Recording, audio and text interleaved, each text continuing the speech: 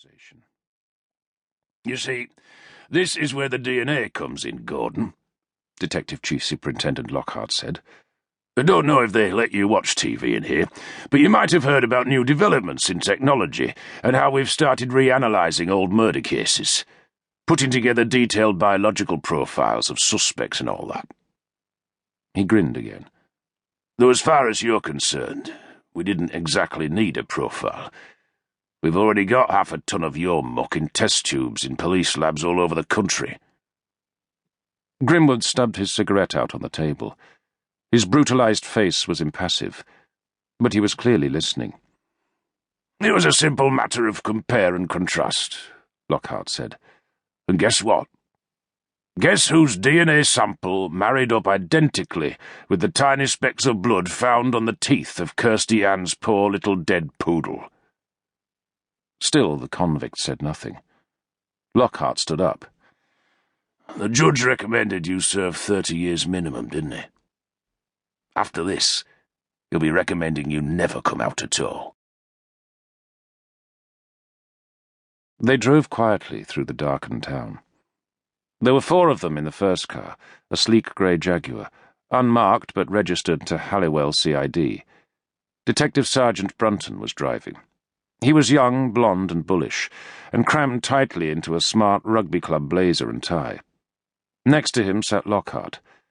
In the back, fastened into a plastic overcoat, his hands cuffed in his lap, Gordon Grimwood was experiencing his first trip beyond prison walls for 15 years. Close beside him was the final member of the team, a firearms response inspector called Cregan.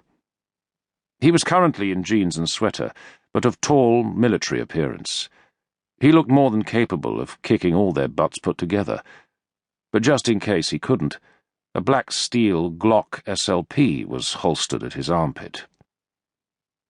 Another vehicle travelled behind them, an unmarked Sierra, this one packed with plainclothes prison officers. They'd insisted on coming along, but Lockhart had advised them to keep a reasonable distance if they didn't want dragging to Crown Court to give evidence in a new murder trial. That had not been his real reason, of course.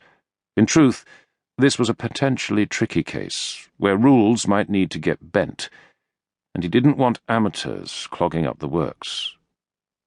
But the story he'd given them had done the trick nicely. Whatever happened, it was unlikely they'd interfere.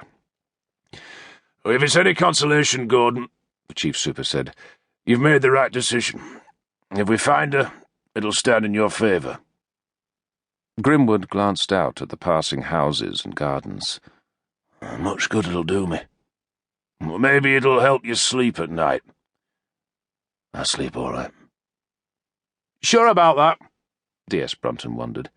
"Prison bunk's not a tad too clean for you?" "You can get used to anything, if you put up with it long enough," Grimwood said. Lockhart snorted. "Well, you're the living proof of that." Grendel is described variously as a fiend, an ogre, a tormented spirit of hell, but above all as an outcast. He listened to the rejoicing of the Danes from his dank underground lair, and went mad with bitterness and jealousy. The Gordon Grimwood case belonged exclusively to the sensational and bizarre file. It occupied a similar position in the annals of British crime to the Yorkshire Ripper, the Black Panther, and the Moors murderers, in that, horrible and revolting as its details might be, the general public couldn't get enough of it. Years after the prison door was finally slammed on Grimwood, a disgrace to humanity, in the words of the trial judge, books were still being written on the subject, and television documentaries recorded. Temperatures still rose at the mention of his name.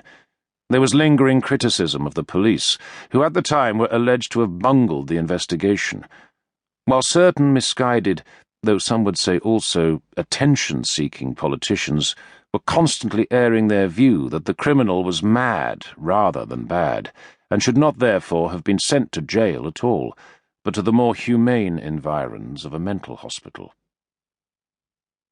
The entire affair had started inauspiciously.